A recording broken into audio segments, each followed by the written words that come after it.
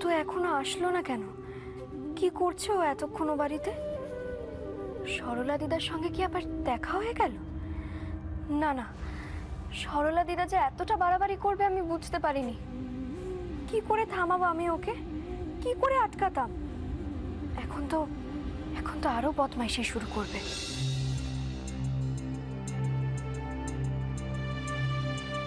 কি ব্যাপার ম্যাডাম, আপনি এই সময় এই ঘরে? তুমি এসে গেছো? শুধু আমি একা আসিনি, সঙ্গে করে নিয়ে এসেছি। চলো খাবে চলো। কি মানে? মানে আবার কি? আরে সোনাদিম্মা তো নাচ জামাইকে পেয়ে যত্ন করে অনেক কিছু খাওয়ালেন। তারপর আমাকে একটু ইতস্তত করে বললেন, দাদু ভাই আমি দিদি ভাইয়ের জন্য কিছু খাবার পাঠাবো, তুমি নিয়ে যাবে? অগত্যা।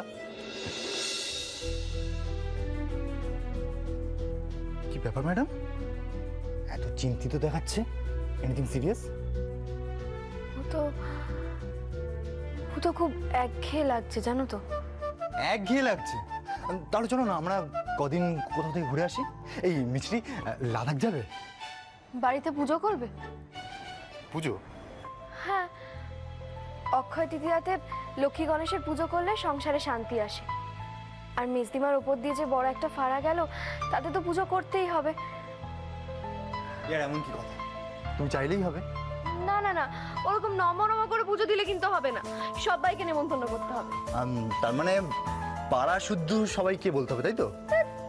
আর কি মেরো না, আমাদের ফ্যামিলির সবাইকে বলবো, আর বড়দিমাকেও আমরা নিয়ে আসবো।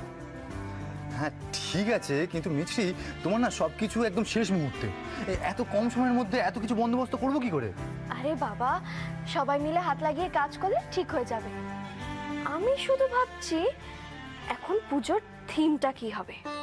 মানে এই মিছরি, মানে এখন থেকে বাড়ির সত্যনারায়ণেও থিম পুজো ঢুকে গেল?